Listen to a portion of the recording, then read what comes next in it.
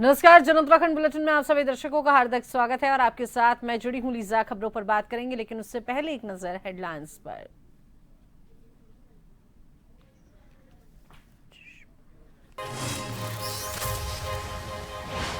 उत्तराखंड में बड़ा सियासी उलटफेर, राजकुमार ठुकराल समेत कई बड़े चेहरे आज थामेंगे कांग्रेस का हाथ, दिल्ली में लेंगे पार्टी की सदस्यता।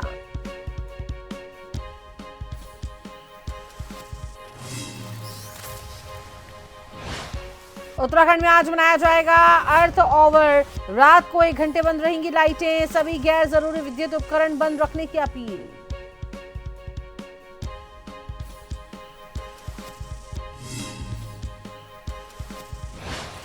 पौड़ी में राज्यपाल गुरमीत सिंह ने स्वयं सहायता समूहों के कार्यों को सराहा, विकास कार्यों की समीक्षा कर पलायन रोकने के दिए निर्देश।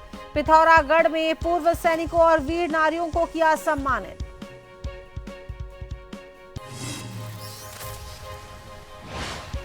हरिद्वार में फैक्ट्री में बंद हुआ मजदूरी और मारपीट करने का मामला, पुलिस ने प्लांट हेड को किया गिरफ्तार, नाबालिग लड़कियों से अमानवीयता का आरोप।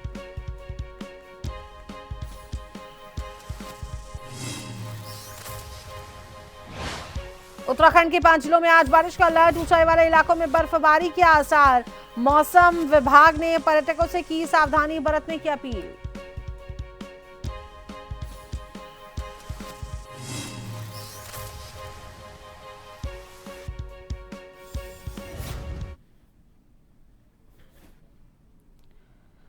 उत्तराखंड के कई बड़े नेता आज कांग्रेस पार्टी से हाथ मिलाएंगे। नई दिल्ली में कांग्रेस के राष्ट्रीय नेता की मौजूदगी में पूर्व विधायक राजकुमार ठुकराल, नारायण पाल, भीमलाल आर्य समेत 6 नेताओं को पार्टी की सदस्यता दिलाई जाएगी और इन नेताओं में सबसे चर्चित जो नाम है वो रुद्रपुर से बीजेपी के पूर्व विधायक राजकुमार ठुकराल का है। वे रुद्रपुर के पूर्व पालिका अध्यक्ष भी रह चुके हैं और इलाके में उनकी अच्छी पकड़ है। टिकट न मिलने पर वे निर्दलीय भी चुनाव लड़ चुके हैं। सूत्रों के अनुसार 2022 में रुद्रपुर से टिकट न मिलने से नाराज पूर्व विधायक राजकुमार ठुकराल ने भाजपा की सदस्यता से इस्तीफा दे दिया था। वहीं सितारगंज से पूर्व विधायक नारायण पाल ने बसपा में विभिन्न पदों पर कार्य किया है, तो फिर कांग्रेस में चले गए थे, लेकिन 2022 में टिकट न मिलने से कांग्रेस भी छोड़ दी थी। अब इन दोनों के साथ ही टिहरी जिले के घनसाली से पूर्व विधायक भीमलाल आर्य भी कांग्रेस का दामन थामेंगे और इनके अलावा वर्ष 2019 में नगर निगम रुड़की में निर्दलीय मेयर चुने गए गौरव गोयल भी कांग्रेस की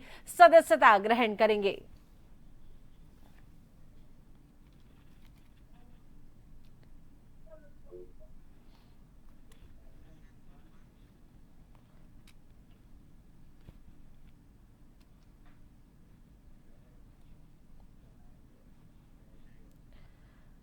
खबर पर विस्तार से जानकारी साझा करने के लिए हमारे साथ उत्तराखंड से bureau chief SN Pant phone line पर हैं। श्रीनिवास जी, बड़ा उलटफेर देखा जा सकता है ये, और खास तौर पर बीजेपी को एक बड़ा झटका इसे कह सकते हैं। क्या कुछ खबर को लेकर अपडेट है? बिल्कुल, आपको बताना चाहूंगा, उत्तराखंड विधानसभा चुनाव 2027 के लिए भारतीय जनता पार्टी और कांग्रेस दोनों तरीके से अपनी अपनी तैयारियों में जुटी हुई है। जहां सरकार पूरे तरीके से इस बार ग्राउंड पर काम करना चाहती है और डबल इंजन की सरकार का लाभ अंतिम छोर पर बैठे हुए व्यक्ति को पहुंचाना चाहती है। वहीं कांग्रेस इस समय अपने आप को एक संजीवनी के तौर पर कहीं ना कहीं सत्ता में काबिज होने के लिए, वापसी करने के लिए पुरजोर कोशिश कर रही है, पैरवी कर रही है। इसी कड़ी में अब दल बदलनों का जो सिलसिला है वो शुरू हो जाएगा, यानी एक नेता इस दल में, दूसरा नेता दूसरे दल में पहुंचने का सिलसिला होगा। जिसको जहां टिकट नहीं मिलेगा वो दूसरे के सबसे बड़े हिमायती होने की बात करेगा और अपनी बात को सामने रखेगा। ऐसे ही आज कांग्रेस पार्टी में जो सूत्रों के हवाले से खबर निकलकर सामने आ रही है कि 6 बड़े नेता जो भारतीय जनता पार्टी का दामन थाम चुके हैं, बीएसपी में रह चुके हैं, सपा में भी उनकी पार्टी में सक्रियता रही है, उसके बाद आज वो कांग्रेस का दामन थाम रहे हैं, जिसमें रुद्रपुर यानी कुमाऊं की सीटों पर रोचक मुकाबला देखने को मिलेगा। रुड़की में जो मेयर का चुनाव लड़े थे वो वहां पर भारतीय जनता पार्टी के साथ भी ताल्लुक रखते थे, लेकिन अब वो कांग्रेस का दामन थाम रहे हैं। तो अपने आप में ये एक बड़ी खबर है कि तमाम राजनेता आज बड़े स्तर पर जो अपने जमीनी हकीकत से रूबरू होते हुए कांग्रेस पार्टी को मजबूत करना चाहते हैं। लेकिन भारतीय जनता पार्टी इस पूरे समीकरण को कैसे देखती है, क्या कुछ समझती है, इसको देखने वाला वक्त बताएगा। लेकिन ये जरूर है कि राजनेताओं का अब पौबारा का वक्त आ चुका है कि कोई किसी दल में जाएगा, कोई कहीं पर जाएगा, और ये सिर्फ तब है जबकि अभी 2027 विधानसभा चुनाव से पहले की सरगर्मियां हैं ये।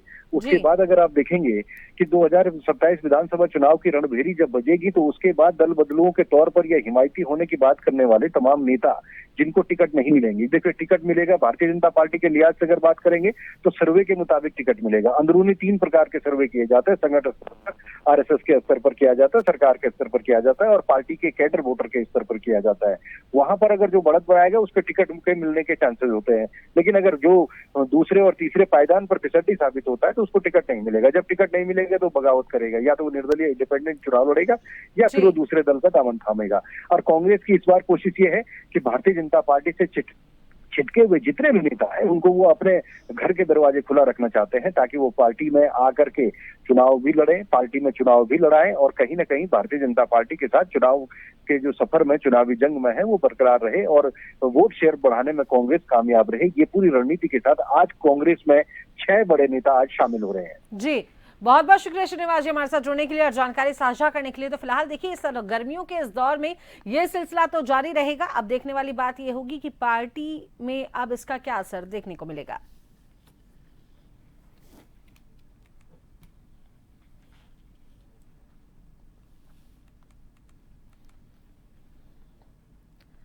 रुड़की की राजनीति में इस वक्त जबरदस्त हलचल और सियासी तूफान देखने को मिल रहा है। शहर के पूर्व मेयर गौरव गोयल ने बड़ा दांव खेलते हुए कांग्रेस में शामिल होने के लिए दिल्ली का रुख कर लिया है। गौरव गोयल अपने सैकड़ों समर्थकों के साथ दिल्ली के लिए रवाना हो चुके हैं, जहां उनका भव्य स्वागत और कांग्रेस में औपचारिक प्रवेश तय माना जा रहा है। रवानगी के दौरान जो तस्वीरें सामने आई हैं उनमें ये साफ नजर आ रहा है कि समर्थकों का भारी जनसैलाब उनके साथ खड़ा है।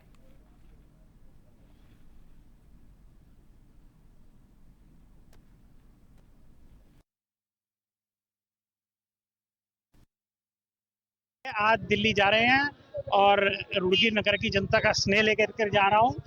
कांग्रेस पार्टी विचारधारा से जुड़ने के लिए जा रहा हूं। निश्चित रूप से पार्टी का जो भी मार्गदर्शन होगा, जो भी आदेश होगा, चुनाव लड़ने का होगा तो मजबूती से चुनाव लड़ा जाएगा और जीवन भर समाज की सेवा तो करनी है और ईश्वर ने मौका दिया तो जनप्रतिनिधि के रूप में भी सेवा करेंगे। पौड़ी में राज्यपाल गुरमीत सिंह ने सर्किट हाउस में स्वयं सहायता समूहों की महिलाओं से संवाद कर उनके कार्यों की सराहना की है। इस दौरान उन्होंने महिलाओं से उनके उत्पादों की गुणवत्ता, विपणन व्यवस्था, उत्पाद प्रक्रिया और आय में हुई वृद्धि के संबंध में विस्तृत जानकारी प्राप्त की और उनके प्रयासों को सराहा है। और इससे पहले जनपद मुख्यालय पहुंचने पर राज्यपाल को सुरक्षा बलों ने सलामी दी। इस अवसर पर स्थानीय विधायक राजकुमार पोरी, जिलाधिकारी स्वाति एस भदौरिया, मुख्य विकास अधिकारी गिरीश गुणवंत और वरिष्ठ पुलिस अधीक्षक सर्वेश्वर पवार सहित अन्य अधिकारियों ने उनका स्वागत किया। सर्किट हाउस में आयोजित कार्यक्रम के दौरान राज्यपाल ने 2 महिलाओं की गोद भराई की और आंगनबाड़ी के 10 बच्चों को ट्रैक सूट वितरित किए गए। और इसके अलावा ग्रामोत्थान परियोजना के अंतर्गत 4 पशु सखियों को स्मार्टफोन्स दिए गए।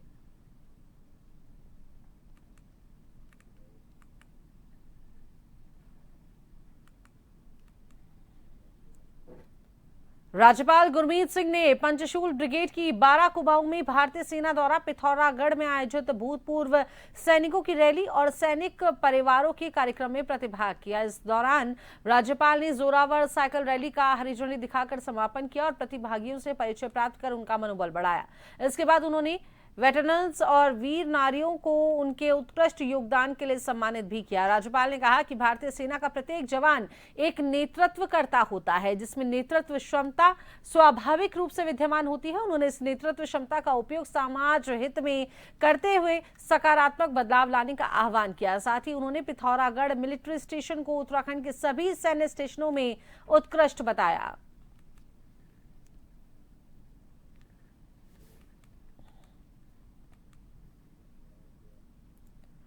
उत्तराखंड में आज मनाया जाएगा अर्थ ओवर।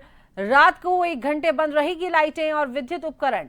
रात 8:30 बजे से 9:30 बजे तक बिजली बंद रहने वाली है। सभी गैर जरूरी लाइटें जो हैं, जो विद्युत उपकरण हैं, वो बंद रखने की अपील की गई है। तो वहीं वर्ल्ड वाइड फॉर नेचर नई दिल्ली की ओर से ये अभियान आयोजित किया जा रहा है। ये पहल प्राकृतिक संसाधनों के संरक्षण, पर्यावरण संतुलन बनाए रखने और आने वाली पीढ़ियों के बेहतर भविष्य के प्रति जागरूकता बढ़ाने के लिए आयोजित हो रहा है। आपको बता दें, रात को 1 घंटे बिजली जो है बंद रहने वाली है, विद्युत उपकरण बंद रहने वाले हैं। 8:30 बजे से 9:30 बजे तक का ये समय निर्धारित इसमें किया गया है।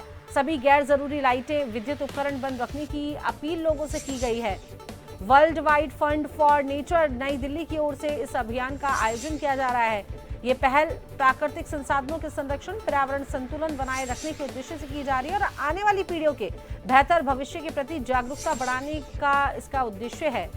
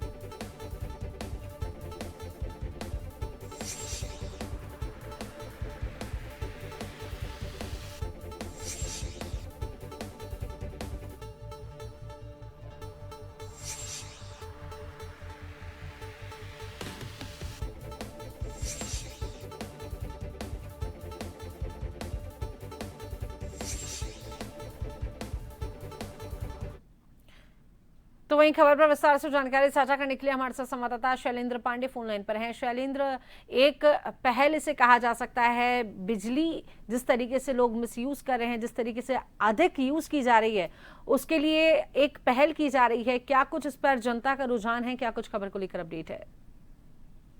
बिल्कुल लीजा, बता दें कि इस समय जिस तरह से पश्चिमी एशिया में युद्ध छिड़ा है और ऊर्जा की कमी हो रही है, उसको देखते हुए एक अच्छी पहल मानी जाएगी कि आज शासन की तरफ से एक लोगों से अपील की गई है कि 8:30 से 9:30 बजे तक जो गैर जरूरी लाइटें हैं उसको आप बंद रखेंगे। और शासन लोगों से अपील किया और देखने वाली बात है शाम को इसका क्या असर पड़ता है, लोगों में कितनी जागरूकता फैल रही है। ये ऊर्जा की बचत को देखने के लिए साथ ही लोगों को इस तरह के अपील की गई है कि इस तरह का अगर सिचुएशन आता है तो लोग किस तरह से तैयार रहते हैं और लोगों का रिएक्शन क्या रहता है। जैसे आप कोविड के समय में भी सरकार ने कई तरह की पहल की थी, तो आज उत्तराखंड में शासन ने यह पहल की है कि 8:30 से 9:30 बजे तक लोगों से अपील की है, कोई अनिवार्य नहीं है, लेकिन लोगों से अपील की गई है कि जो गैर जरूरी इलेक्ट्रिक सामान है उसको आप ऑफ रखेंगे, उसका यूज आज नहीं करेंगे 1 घंटे के लिए। लीजा जी, बहुत बहुत शुक्रिया शैलेंद्र, तमाम जानकारी साझा करने के लिए, जुड़ने के लिए।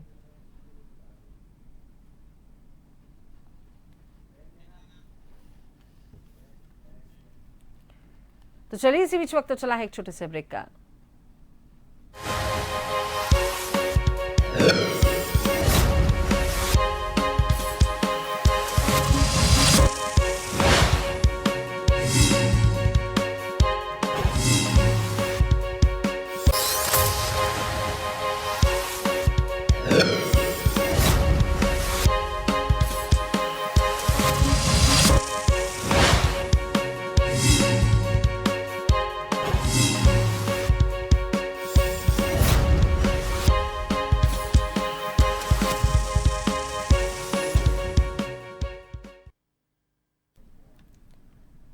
ब्रेक में एक बार फिर से स्वागत है। चलिए खबरों के सिलसिले को आगे बढ़ाते हैं। तो जहां पूरे देश में गैस और पेट्रोल को लेकर अफरा तफरी मची है, जिसे लेकर उत्तराखंड में प्रशासन ने पूरी कमर अब कस ली है। इसी कड़ी में जसपुर एसडीएम के नेतृत्व में तहसीलदार दिलीप सिंह नेगी, आपूर्ति निरीक्षक और गैस नोडल अधिकारियों की दोनों एजेंसियों पर एक टीम गठित कर दी गई है। उपभोक्ता गैस बुक करने के बाद अपने घर पर ही सिलेंडर प्राप्त कर सकेंगे।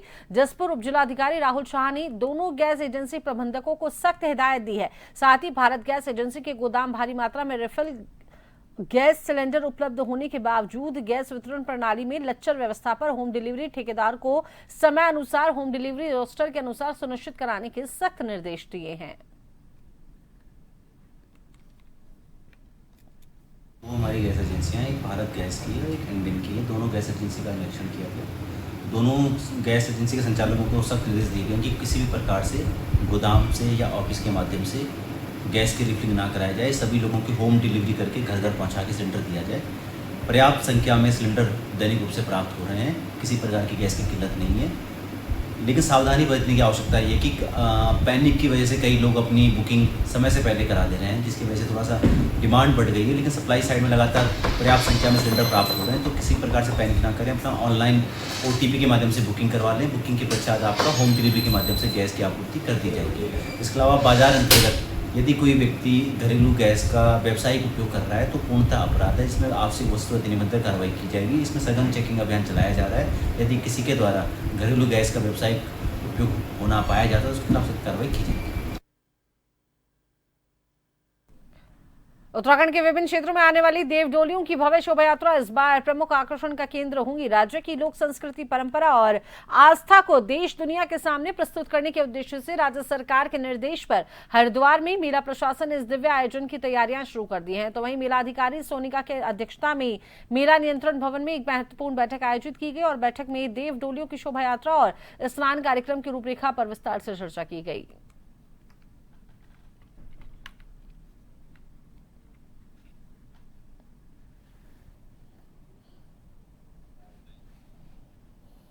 आज हमारी बैठक हुई थी और इसमें यही डिस्कशन हुआ कि किस तारीख को, पहले तो तारीख फिक्स होनी है, उसके बाद किस तरीके से कहाँ से आएंगे, कहाँ पड़ाव लगेंगे, किस तरह की व्यवस्था होनी है, कहाँ पे भूमि चयन होना है, इन सब पे काफ़ी विस्तृत बातचीत हुई है। और क्योंकि अभी हमारे पास समय भी है और कुछ ऐसे सुझाव थे जिनको हमें टेकअप करना है और कुछ हमारे क्वेश्चंस थे जिनके बारे में ये विस्तृत चर्चा करके दोबारा एक बार बैठक की जाएगी। देव डोलियां यहाँ आने से कितना भव्य रहेगा? जैसे अभी बात हुई कि काफी दिव्य और भव्य तरीके से पूरे प्रदेश से देव डोलियां यहाँ पे आएंगी और काफी भव्य तरीके से यहाँ पे इनका आयोजन किया जाएगा। देव डोली पहले से भी हमारी 2-3 कुंभों में आ चुकी हैं और हमारी जितनी देवी देवता हैं उनको स्नान कराने का पहले से भी हमारी परंपरा रही है। लेकिन अब सामूहिक रूप से परंपरा हमने पहली बार हमारे स्वर्गीय मोहन सिंह गांवासी जी के कल्पनाओं में हमने ये साकार किया था। तो इसलिए अभी सरकार ने, मैं धन्यवाद देना चाहता हूं सरकार को कि सरकार बहुत गंभीरता से हमारे इस देव डोली कार्यक्रम को ले रही है और उसके लिए वो सारा उन्होंने आश्वासन दिया है माननीय मुख्यमंत्री जी ने कि हम सारा का सारा जो है आपकी सहयोग करेंगे और दिव्य और भव्य इस आयोजन को करेंगे। रामनगर स्थित कॉर्बेट टाइगर रिजर्व में जिप्सियों के प्रवेश को लेकर एक बार फिर हलचल तेज हो गई है। कॉर्बेट प्रशासन ने नए स्थायी परमिट धारकों के लिए 1 अप्रैल को लॉटरी सिस्टम के जरिए चयन प्रक्रिया तय की है और सीटों से ज्यादा आवेदन आने के कारण ये फैसला लिया गया है, जिससे अब सभी की जो निगाहें हैं इस लॉटरी प्रक्रिया पर टिकी हुई हैं। कॉर्बेट टाइगर रिजर्व के उपनिदेशक राहुल मिश्रा के अनुसार पंजीकरण प्रक्रिया के तहत प्राप्त सभी आवेदनों की जांच की गई है। वैध पाए गए आवेदनों को ओपन कैटेगरी और ईडीसी श्रेणी में शामिल किया गया है। साथ ही उन्होंने बताया कि ओपन कैटेगरी में 43 सीटों के मुकाबले 64 आवेदन प्राप्त हुए, जबकि ईडीसी श्रेणी में 50 सीटों के लिए 66 आवेदन आए हैं। ऐसे में दोनों ही श्रेणियों में चयन लॉटरी के माध्यम से किया जाएगा। और विरोध कर रहे कारोबारी नमित अग्रवाल का कहना है कि जब हाईकोर्ट ने निष्पक्ष लॉटरी सिस्टम लागू करने की बात कही है तो सभी को समान अवसर मिलना चाहिए। उन्होंने चेतावनी दी है यदि इस निर्णय में बदलाव नहीं किया गया तो वो फिर से हाईकोर्ट का दरवाजा खटखटाएंगे।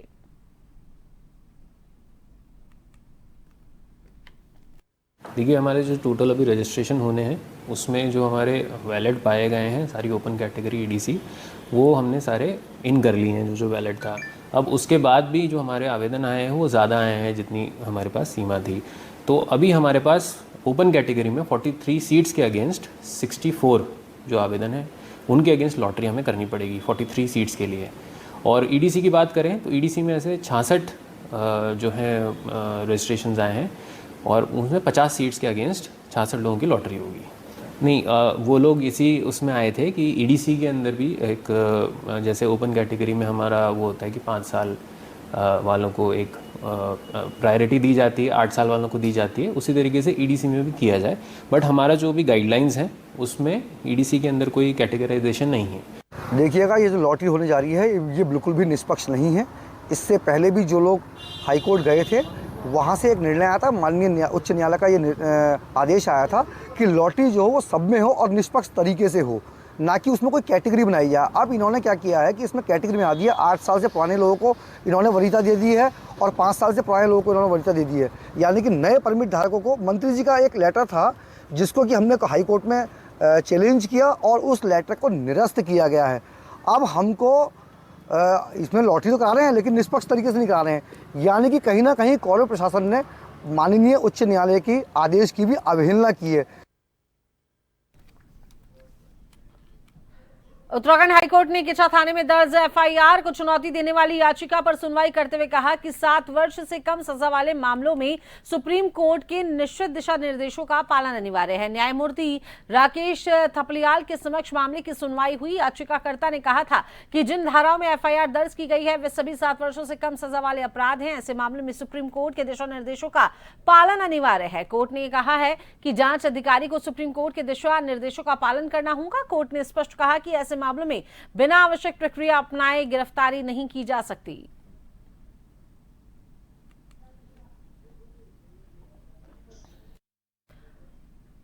उत्तराखंड हाईकोर्ट ने सहायक शिक्षक भर्ती में आरक्षण से जुड़े एक मामले में स्पष्ट किया है कि उन अभ्यर्थियों को आरक्षण का लाभ नहीं दिया जा सकता जो अन्य राज्यों के स्थायी निवासी थे और उत्तराखंड में विवाह के बाद उन्होंने जाति प्रमाण पत्र प्राप्त किया है। न्यायमूर्ति मनोज कुमार तिवारी के समक्ष मामले की सुनवाई हुई। याचिकाकर्ता ने 28 अक्टूबर 2024 के बेसिक शिक्षा सचिव उत्तराखंड के उस शासन आदेश को चुनौती दी थी जिसमें कहा गया है कि जिला स्तरीय चयन में सहायक अध्यापक पद पर नियुक्ति के दौरान 16 फरवरी 2024 के शासन आदेश के अनुसार ही आरक्षण का लाभ दिया जाएगा। विशेष रूप से उन अभ्यर्थियों को आरक्षण का लाभ नहीं दिया जाएगा जो अन्य राज्यों के स्थायी निवासी थे लेकिन उत्तराखंड में विवाह के बाद जाति प्रमाण पत्र प्राप्त कर चुके हैं।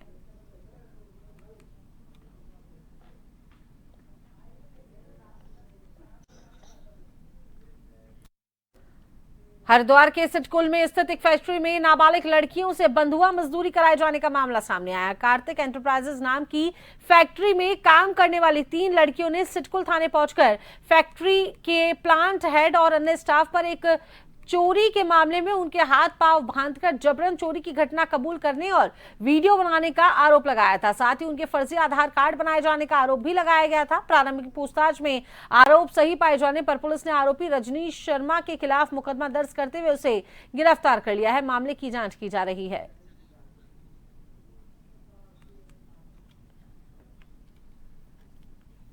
कुछ नाबालिग बच्चियों ने युवक युवतियों ने आकर के कल थाना सिटकुल में एक कंपनी के ऊपर आरोप लगाए थे कि उनके द्वारा उनको बंधक बना करके ज़बरदस्ती काम कराए जा रहे हैं और उन पे चोरी के आरोप लगाए जा रहे हैं। और उन्होंने ये कहा था कि जो उनके उम्र संबंधी दस्तावेज थे उनमें छेड़छाड़ की गई है।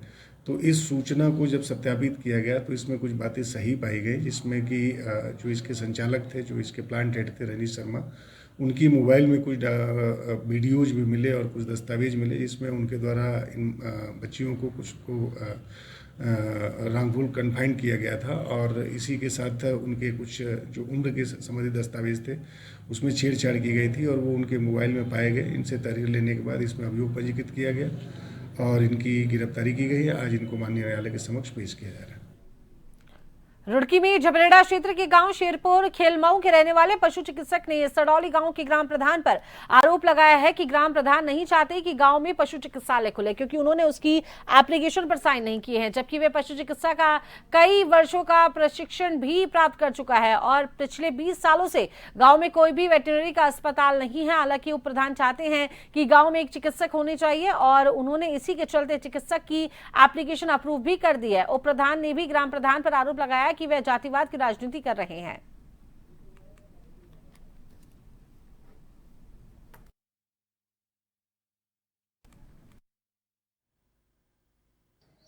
एक कृत्रिम गर्भाधान सेंटर था जो हमारे यहाँ पिछले कई साल से चला था, 20 साल से बंद है। वो क्यों बंद है? मेरा यही सवाल है आप लोगों से कि वो क्यों बंद है, जब हम उसे और सेंटर चलवा रहे हैं। और सेंटर भी चल रहे हैं, कृत्रिम गर्भाधान के कई सेंटर चल रहे हैं। फिलहाल अपने शेरपुर खेलमऊ गांव में पैरावेट डॉक्टर भवरे कुमार हैं, वे पैरावेट सेंटर चला रहे हैं। सडौली में क्यों नहीं चल रहा? श्यामपुर में चल रहा है, टिकोला में चल रहा है, नखनौता चौराया में चल रहा है, फिर सडौली में क्यों नहीं चल रहा? किस वजह से नहीं चल रहा? क्यों नहीं चल रहा? क्योंकि प्रधान नहीं चाहता। वहां का प्रधान से हमने कहा कि प्रधान जी आप उसे चलवा दो, सेंटर को चलवा दो। प्रधान ने हाथ खड़े कर दिए, साफ ये कह दिया कि मैं नहीं चलवाऊंगा, मैं चलवाऊंगा तो अपनी बिरादरी वाले से चलवाऊंगा, किसी से। मेरे पास वे एक फार्म लेकर आए थे, मैंने उसकी जांच करी।